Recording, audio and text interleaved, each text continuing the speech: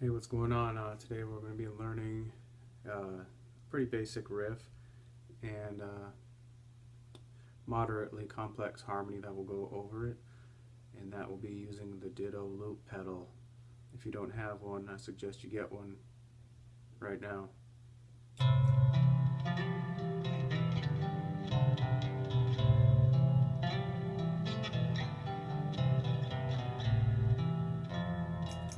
So that's the gist of it. That's the first couple bars.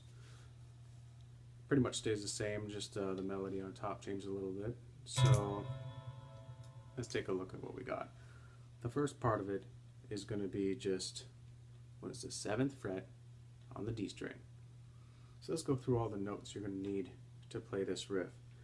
Okay, you've got your 10th fret on the A string right here. So I'll just run up. This isn't in any particular order. Well, order from lowest to highest. You're going to need these notes.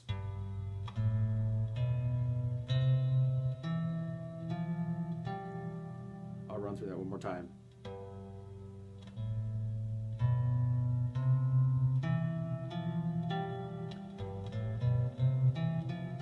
So with those notes, you'll be able to play the whole riff. You're going to start out on 7 on the D string. So 7, and the G string, 9, 10, 7, 9, 10, 9, and back down to the D string. So 7, 9, 10, 9, 10, 9, 10. So 10 on the A string down there. So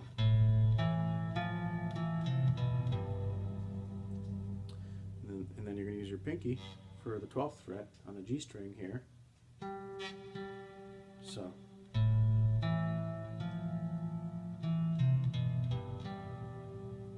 you're going to do a little trick here so you can reach the notes. You're going to go pointer finger here, middle finger, and ring finger.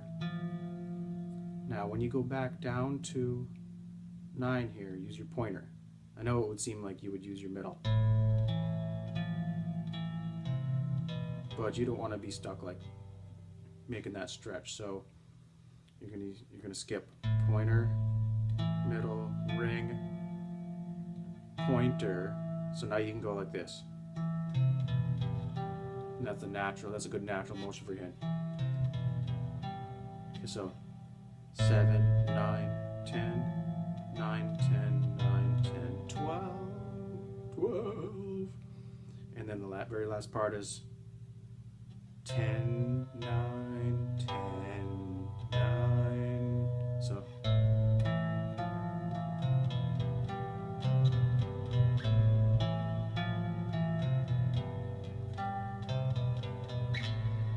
once you do that, we're just going to play that one time and loop it, and then we'll do the harmonies, and I'll show you a few different harmonies that can go over the top of that. There's endless, but that's where the creativity comes in. So I'll try to get a good loop. Sometimes it's a little tricky to get a perfect loop, so we might have to erase it and redo it once or twice. So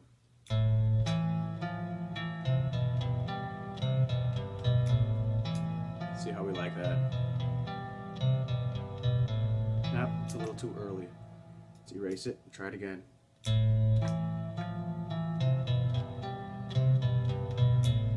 It seems right on point. Okay, so double click on the pedal to turn it off, and then one click to turn it back on. So now that we have that as our main riff, we're going to try some harmonies over the top of that. And what I have is some stuff that I've been working on for the past couple days. We're going to start at the 10th fret, because that's like, I don't know if these are fifths or thirds. I don't know what the musical terminology of this stuff is. I guess I should know. But so since we're starting off on 7, a good note that'll go with that is going to be 10, which is essentially 7th on the next string. So you know that goes together.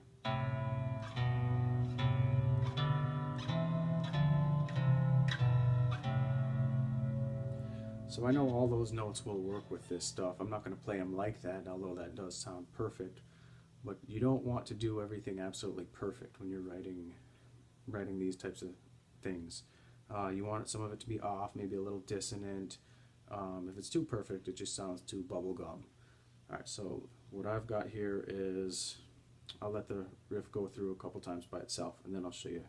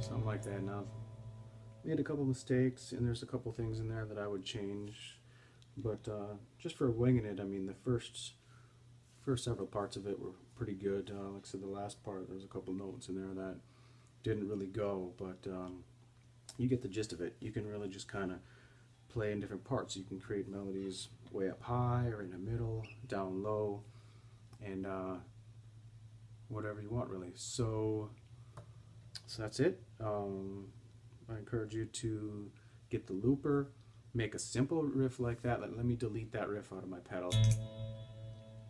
Let's do something else here. I've got another one that I'll show you. Alright, I don't want to reveal too many of these things because they're all top secret, but here's another one. This one starts the 7th fret on the A string, and it goes.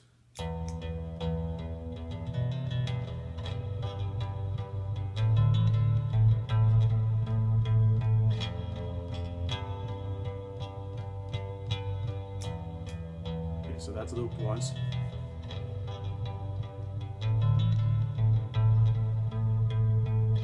The second part will go like this.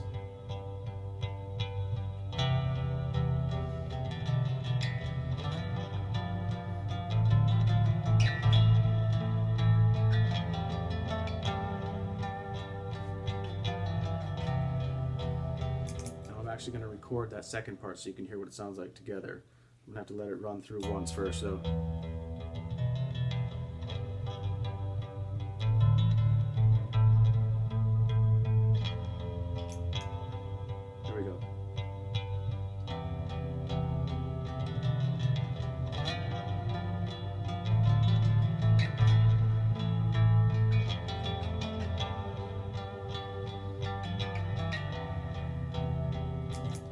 Okay, so we have our second part on there, and there's a third part that I like to add, which what I'll do is pluck on the back here. Instead of playing like normal up here, I'll pluck back here with my fingernail, so I get a nice tight pinched sound. So, and I'm going to add just that in there, and you'll see it'll make a difference. Okay.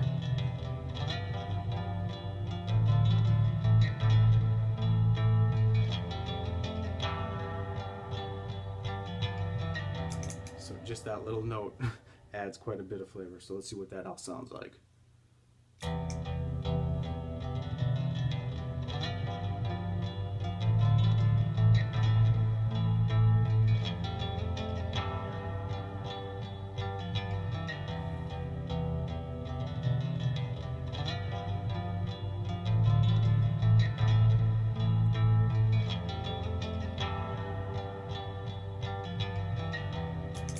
So I have literally like hundreds of those types of things that I'm going to make into songs and put on CD, but for now we'll just do some more videos like this. Hope you like it. Hope you enjoyed it. Take care.